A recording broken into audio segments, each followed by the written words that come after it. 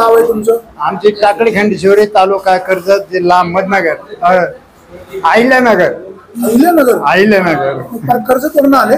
कर्जत. यायला किती तास लागले? यायला सर्वसाधारण 3-3.5 घंटे लागतात. तिकडे मार्केट नाही?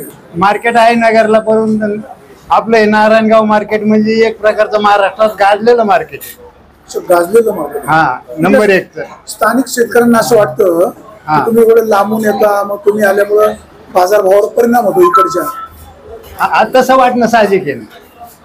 तिकडे मार्केट आता एकंदरीत परिस्थिती तशी पाहिली तर काही संगमनेर तालुक्यातली येते, राहुरी तालुक्यातून बी येतात, काही नेवाशापासून येतात. शेतकरी भारतात कुठेही शेताची माल करू शकतो, खुली मार्केट आहे, तो काही प्रश्न नाही. वाटणं साहजिक आहे. ठीक आहे, प्रत्येकाचं मत असतं.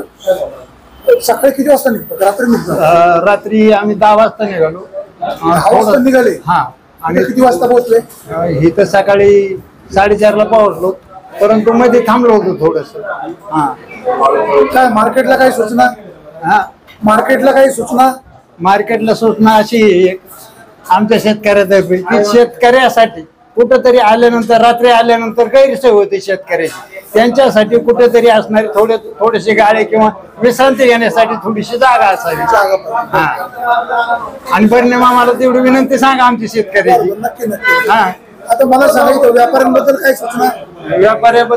व्यापारी जे चालू आहे ते अगदी व्यवस्थित चाललेलं आहे त्यांचं, काय तशी काय अडचण नाही. पण काही शेतकऱ्याकडून काही थोड्याफार चुका होत्यात न कळत, मग त्या चुका थोड्याशा सावरून घेतल्या पाहिजे. न कळत म्हणजे अशा होत्यात, निवड करताना चुकून काय माल खराब येतो, काय असणार असा होतो, तेवढं सावरून घेतलं पाहिजे शेतकऱ्याला. एवढीच काय माझी सूचना आहे व्यापाऱ्यांना. शेतकऱ्यांनी सुद्धा माल प्रतवारी करूनच आणला पाहिजे.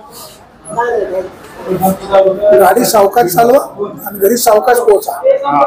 माझं नाव काय? नाना भाऊ माधवराव सपकाळ.